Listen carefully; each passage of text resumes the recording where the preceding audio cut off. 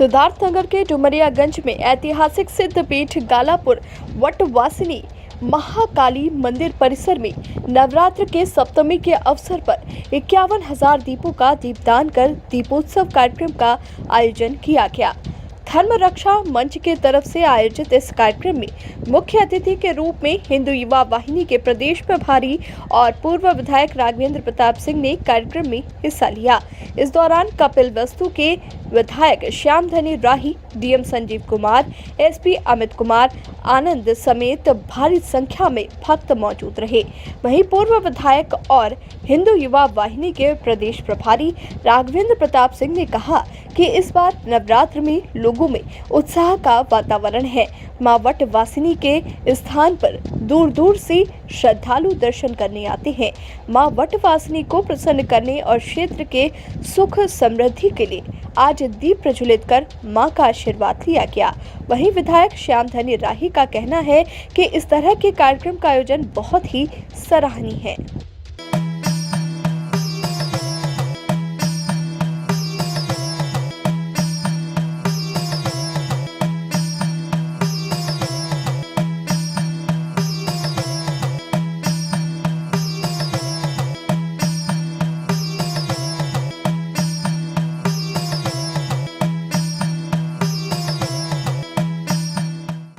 माननीय प्रदेश प्रभारी डुमरियागंज के पूर्व विधायक सम्मानित राघवेंद्र प्रताप सिंह जी ने पहले तो 51,000 दीप प्रज्वलित कराने का संकल्प लिया था, लेकिन क्षेत्र की जनता ने नवरात्र के इस पर्व पर सभी लोगों ने निर्णय लिया और यहाँ आज अनगिनत दीप कम से कम 71-72 हज़ार दीप प्रज्वलित होने जा रहे हैं। हमें सबसे बड़ी प्रसन्नता ये है कि 2004 में जब परम पूज्य योगी आदित्यनाथ महाराज जी को डुमरियागंज आना था, 64 बैरियर लगा था। उत्तर प्रदेश में समाजवादी पार्टी की सरकार थी, तो उस समय हम लोगों ने योजना बनाया। इसी मां वटवासिनी के इनके प्रांगण में बैठ करके हम लोग योजना बनाया और जो उत्तर प्रदेश पूर्व समाजवादी पार्टी की सरकार थी, जो 64 बैरियर लगाई थी, उस बैरियर को मां वटवासिनी ने ध्वस्त कर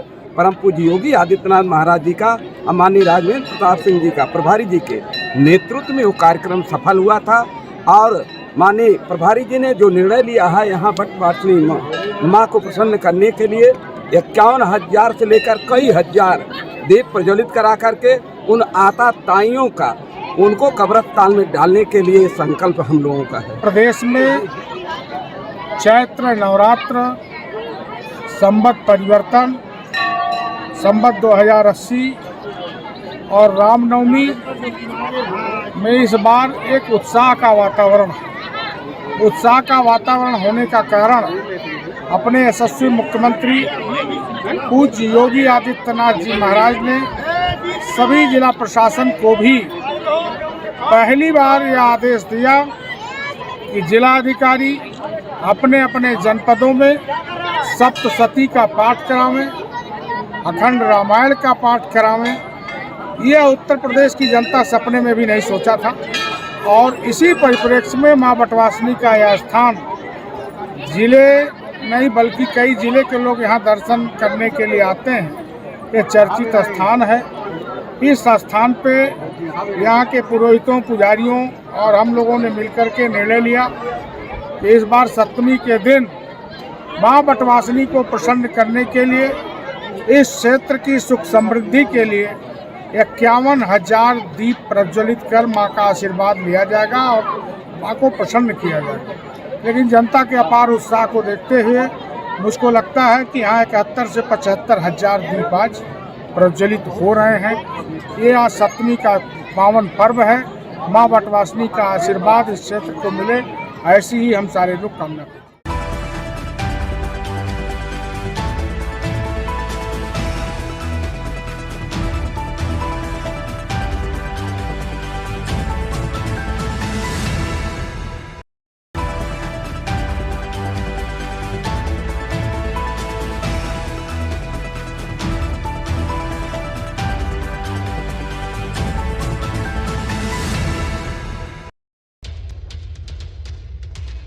हाथरस पुलिस अधीक्षक ने जलेसर रोड के फायर स्टेशन से अग्निशमन सेवा सप्ताह की शुरुआत की और 14 अप्रैल को मुंबई बंदरगाह अग्निकांड में शहीद हुए कर्मियों को श्रद्धांजलि दी। आपको बता दें कि 14 अप्रैल 1944 को मुंबई बंदरगाह पर हुए अग्निकांड में 66 अग्निशमन कर्मियों की प्राणों की आहुति अविस्मरणीय है, क्योंकि 14 अप्रैल 1944 को मुंबई बंदरगाह पर घटित भीषण अग्निकांड में कर्तव्य की बलिवेदी पर 66 अग्निशमन कर्मियों ने अपने प्राणों की आहुति दी थी। उन दिवंगत अग्निशमन कर्मियों की आत्माओं को श्रद्धांजलि अर्पित करने के लिए प्रतिवर्ष 14 अप्रैल को अग्निशमन सेवा सप्ताह और स्मृति दिवस उसी दिन से मनाया जाता है। भारत सरकार के गृह मंत्रालय से प्राप्त निर्देशों के अनुसार इस वर्ष मनाए जाने वाले अग्नि सुरक्षा सेवा सप्ताह की थीम राष्ट्रीय अवसंरचना के विकास के लिए अग्नि सुरक्षा में जागरूकता निर्धारित किया गया है। वहीं पुलिस अधीक्षक हाथरस देवेश कुमार पांडे ने बताया कि अग्निशमन सुरक्षा सप्ताह मनाए जाने का मुख्य उद्देश्य जनता का ध्यान अग्नि के दुष्परिणामों की ओर आकर्षित करना और उनमें अग्नि से बचाव तथा अग्नि से रोकथाम के उपायों के संबंध में अवगत कराना और जन जागृति पैदा करना है। साथ ही बताया कि किस तरह मुंबई बंदरगाह पर 1944 में बम विस्फोट कांड में मौत हो गई, उसी को स्मृति दिवस के रूप में 14 अप्रैल को श्रद्धांजलि देकर अग्नि सुरक्षा सप्ताह मनाया जाता है। हाथरस से संवाददाता पीएन शर्मा की रिपोर्ट।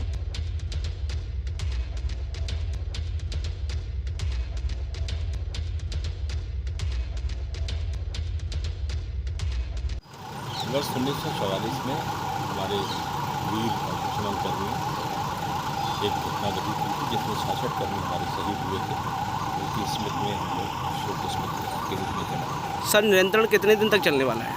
ये लगभग आज ये शोक दिवस मनाया गया है, लगभग एक हफ्ते जागरूकता कार्यक्रम हो। सर, जिस तरीके से देखा गया है कि जाम की स्थिति ज़्यादा रहती है जलेसर रोड पर, कुछ हादसे ऐसे भी हो जाते हैं, तत्काल अगर फ़ोन आता है तो उसके लिए कोई अलग से सर बंदोबस्त किया गया है? जब तक गाड़ी जाम से निकलती है तो सर वहाँ पे सब तहस नहस हो जाता है।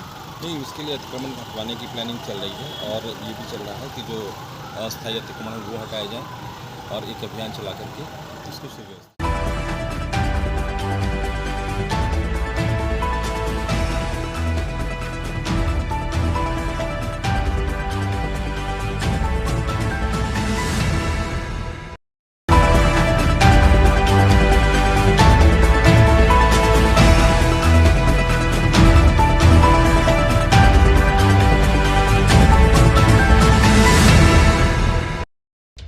होली की धूम पूरे देश में है तो वहीं सिद्धार्थनगर जिले में इसकी अलग ही धूम देखने को मिल रही है।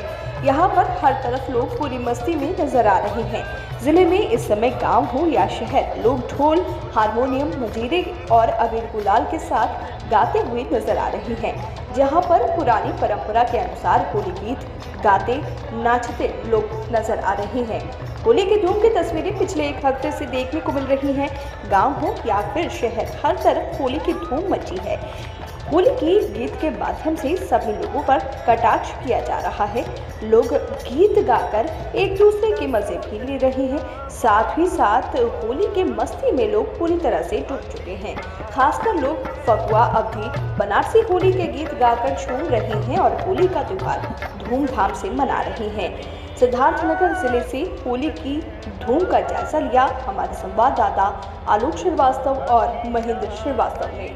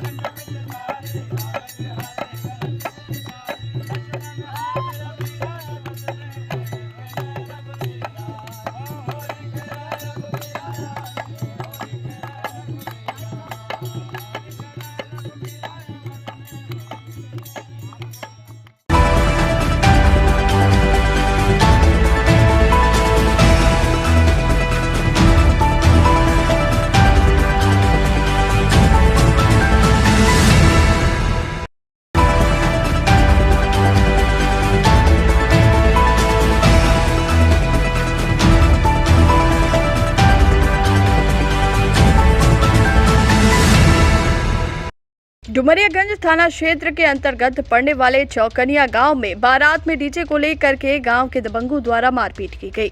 मारपीट में 4 लोग घायल हो गए हैं। चौकनिया गांव में दलित परिवार के घर आई बारात में लड़की के शादी के दौरान बज रहे डीजे पर जबरदस्ती डांस करने से मना करने पर गाँव के आधा दर्जन दबंग युवक मारपीट पर आमादा हो गए। इसी के साथ जाति सूचक शब्दों का प्रयोग करने का भी आरोप है। मारपीट में घायल हुए लोगों का कहना है कि डीजे बज रहा था।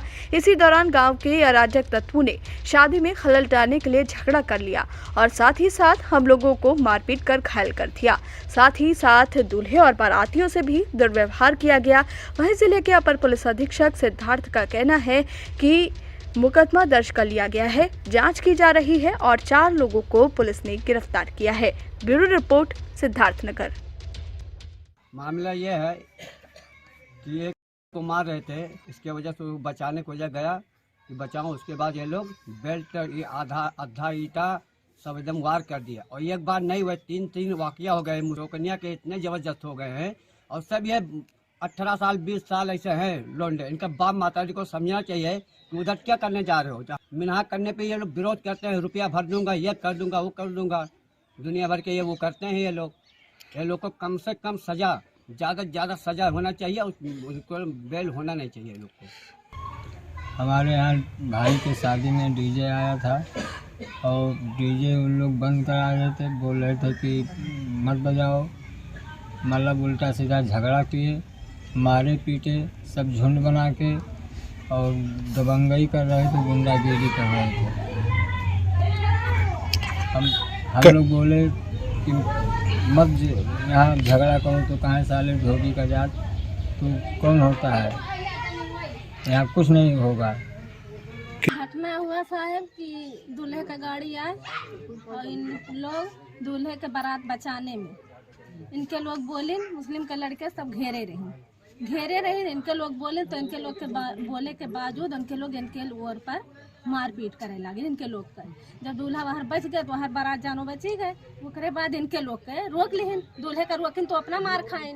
तो मार खाने के बाद उनके लोग और दबंगई करे लगे। जितना जनी छोड़ावे गए 3, अब मारे के बाद में फिर जब एक जनी गिरी, एक जनी गई, उन्होंने मारिन, मारे के 4 लोग के मारिन और वो नहीं सब मारिन और बैलावे पे भागन है और जिद करे। हाँ, और यह गांव में साहब यह कुल चलत बा। इनके लोग से हमरे जानो दबके रहिला, फिर भी हमन का एकदम ही कार्रवाई करत है। 3 वाकिया 4 वाकिया हो जाला। ऐसे रहा था जब ना कुछ होला तो भाई डराते नहीं है। अब हमरन के जब बारात वाला तभी है माहौल इनके लोग का रहा, डर के रहत नहीं है। हमरे मैं डर के रहत है तो उनको लोग और डरवावे चाहत है। तो यह बात ही बात कि मन बढ़ से अपना जीता था। दिनांक 28 फरवरी 2023 को थाना डुमरियागंज पर श्री भगवान दीन पुत्र पितलाल निवासी ग्राम चौकनिया द्वारा यह सूचना दी गई कि 27/28 की रात्रि में उनके पटीदार के यहाँ एक कार्यक्रम के दौरान कुछ व्यक्तियों द्वारा मारपीट की गई थी। पुलिस द्वारा उक्त तहरीर पर तत्काल मुकदमा अपराध संख्या 44/23 अंतर्गत धारा 147, 148, 323, 504 IPC व 3(1)(द) व 325A SC/ST एक्ट पंजीकृत करते हुए घटनास्थल का निरीक्षण किया। मुकदमे की विवेचना क्षेत्राधिकारी डुमरियागंज द्वारा प्रारंभ की गई। मौके पर शांति व्यवस्था कायम है। अभी तक प्रकरण में 4 लोगों की गिरफ्तारी की गई है। विवेचना से जो साक्ष्य प्रकाश में आएगा उसके आधार पर अग्रेतर विधिक कार्रवाई की जाएगी।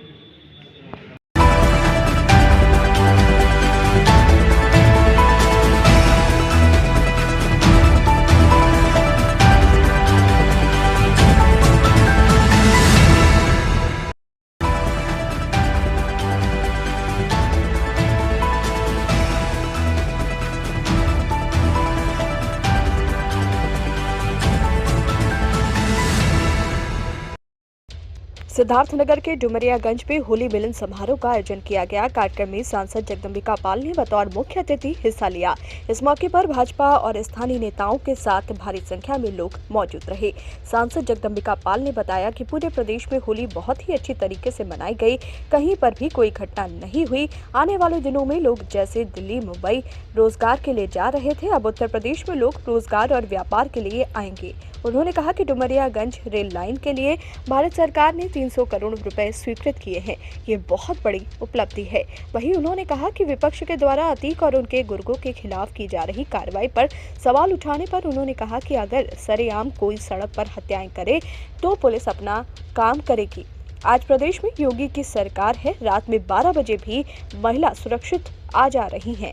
आदित्य सिंह के साथ महेंद्र श्रीवास्तव की रिपोर्ट। ऐसा है कि अपराध की कोई जाति नहीं, लेकिन अपराधी की कोई जाति नहीं। और निश्चित तौर से जिस तरह से प्रयाग में घटना हुई कि सुरक्षा में रहते हुए उमेश पाल की हत्या हुई, तो आज जो भी है वो कानूनी कार्रवाई हो रही है, कोई बदले की भावना नहीं। इसका मतलब किसी खुलेआम कोई सड़क पे हत्या कर देगा तो पुलिस उन हत्यारों को पकड़ने की कोशिश नहीं करेगी, उन हत्यारों को मतलब कठोर दंड देने का काम नहीं करेगी, या अगर पुलिस पे फायरिंग करेंगे तो उनका इनकाउंटर करने का काम नहीं करेगी। तो आज वो कानून के हिसाब से काम कर रहे हैं। और आज उत्तर प्रदेश में जहाँ पहले कोई कानून का राज्य नहीं था, आज योगी आदित्यनाथ के आने के बाद जिस तरह से कानून का राज्य स्थापित हुआ है, आज रात को 12 बजे भी महिला अकेले घर से निकल के जा सकती है। और इसीलिए इतना बड़ा उद्योग का निवेश हो रहा कि लोग पहले यूपी से बाहर चले जाते थे, महाराष्ट्र, गुजरात और दुनिया के दूसरे देश के 2500 एकड़ ज़मीन मांगा है इंग्लैंड ने हाइड्रोजन का प्लांट लगाने के लिए, जिसमें 20-25 हज़ार करोड़ का इन्वेस्टमेंट हुआ। तो अब वो उत्तर प्रदेश है कि जहाँ उत्तर प्रदेश, तो अगर उत्तर प्रदेश में ये निवेश होना है तो कानून व्यवस्था से कोई समझौता हमारी सरकार।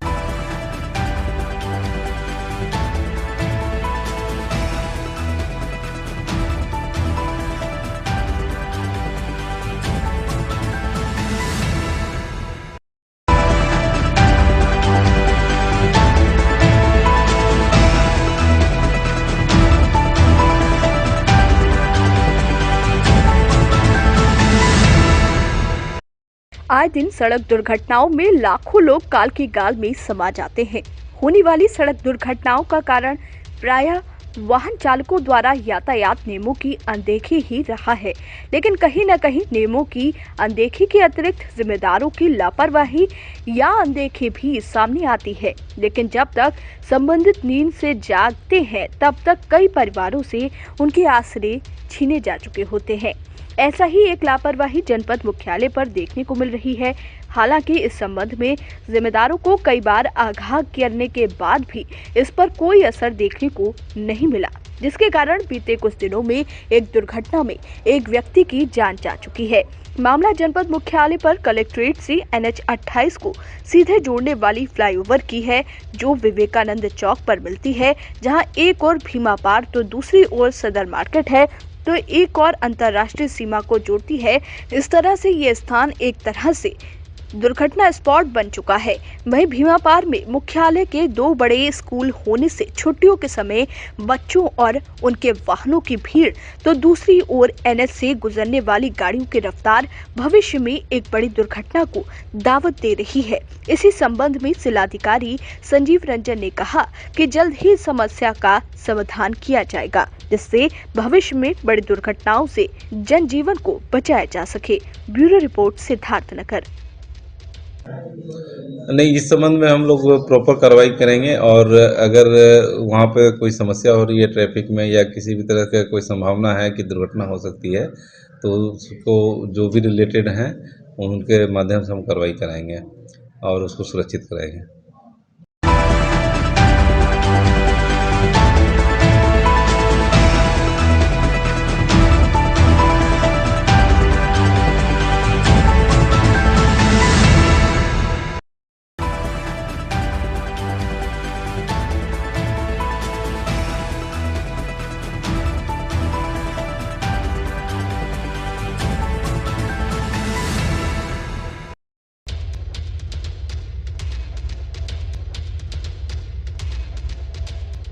सिद्धार्थनगर में त्रिलोकपुर पुलिस और SOG की संयुक्त टीम ने 7 गौ तस्करों को सिद्धार्थनगर बलरामपुर बॉर्डर के बिस्कोहर पेट्रोल पंप के पास से गिरफ्तार करने में सफलता पाई है।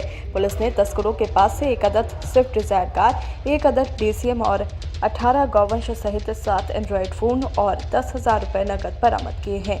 गिरफ्तार अभियुक्तों के ऊपर गौवध निवारण अधिनियम सहित सुसंगत धाराओं में मुकदमा दर्ज कर आगे की कार्रवाई में पुलिस जुटी हुई है। CO डुमरियागंज राणा महेंद्र प्रताप सिंह ने प्रेस कॉन्फ्रेंस कर इसकी जानकारी दी। Bureau report Siddharthnagar.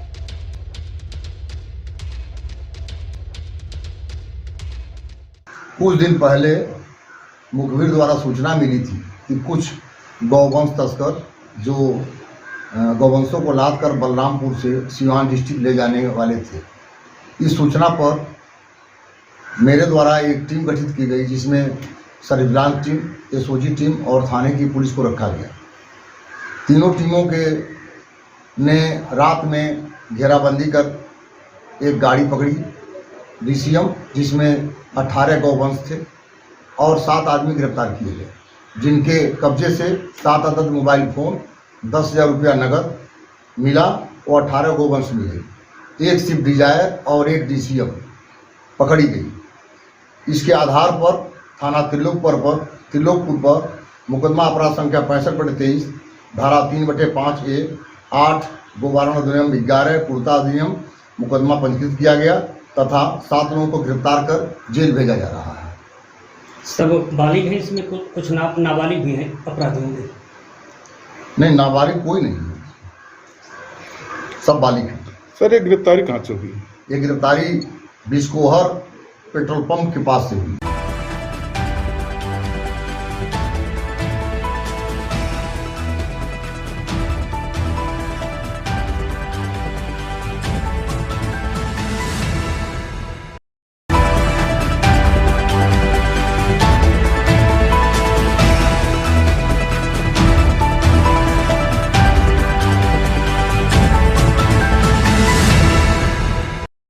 प्रदेश में सरकारी विद्यालयों में शिक्षा के स्तर पर हमेशा सवाल उठते रहते हैं।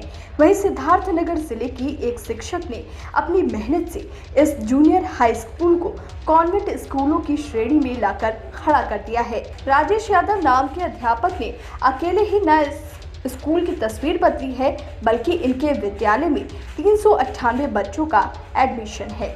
कक्षा 6, 7 और 8 मिलाकर 40 सब्जेक्ट अकेले ही पढ़ाते हैं। इनके इस प्रयास से स्कूल में बच्चे भरे पड़े हैं। साथ ही आसपास के ज़्यादातर प्राइवेट स्कूल बंद हो गए हैं। जिले के नौगढ़ ब्लॉक के रामगढ़ का ये विद्यालय जिले में स्थित अन्य सरकारी विद्यालयों के लिए मिसाल बन गया है। यहाँ पर तैनात शिक्षक राजेश यादव ने काम ही कुछ ऐसा किया है। राजेश ने स्कूल में पढ़ाई का माहौल तो बनाया है, साथ ही साथ अपने मेहनत से बच्चों को वो सारी सहूलियत दी हैं जो कॉन्वेंट के बच्चों को दी जाती हैं। 3 साल पहले ये विद्यालय बंद था। यहाँ पर किसी अध्यापक की तैनाती नहीं थी। इस बंद पड़े विद्यालय को राजेश ने अपनी मेहनत से सजा सवा कर एक मिसाल बनाया है। शुरू में इन्हें काफ़ी परेशानियों का सामना भी करना पड़ा, लेकिन इन्होंने हार नहीं मानी। इनके पढ़ाई का अंदाज ये है कि हर कक्षा में 13 विषय होते हैं। ये अलग से 5 विषय पढ़ाते हैं। इस हिसाब से कक्षा में 18 विषय पढ़ाए जाते हैं। इस समय इनके सारे विषय पूर्ण हो चुके हैं।